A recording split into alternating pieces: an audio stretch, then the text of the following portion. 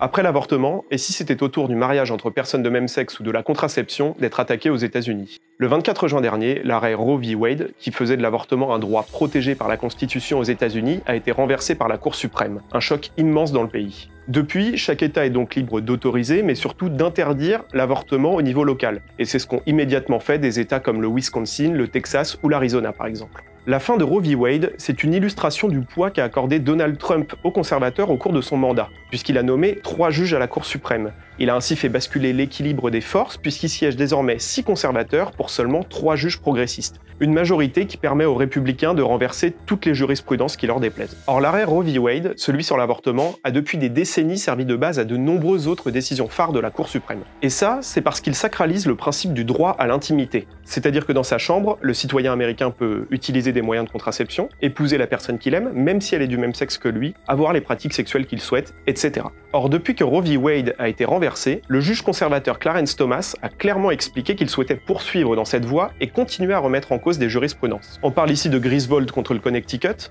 Lawrence contre le Texas et Obergefell contre Hodges. Soit des décisions qui protègent respectivement le droit à la contraception, le mariage entre les personnes de même sexe et les relations sexuelles entre personnes de même sexe. Pour le moment, un autre juge conservateur, Brett Kavanaugh, a clairement fait savoir que la décision sur l'avortement ne serait pas suivie d'autres revirements. Sauf que les juges pourraient être poussés par des intérêts politiques et par l'électorat conservateur, et qu'ils pourraient donc changer d'avis et s'attaquer finalement à ces droits. Une inquiétude qu'a déjà évoquée Joe Biden. The right to make the best decisions for your health.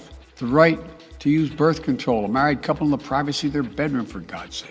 This is extreme and dangerous path the court is now taking us on. Pour vous donner une idée de l'absurdité de toute la situation, il y a même des voix qui s'élèvent au sein du parti républicain pour demander au juge Clarence Thomas, un homme noir marié à une femme blanche, de renverser la jurisprudence Loving contre Virginia. C'est celle qui a légalisé le mariage interracial dans tout le pays. Et ça, c'est l'héritage des années Trump.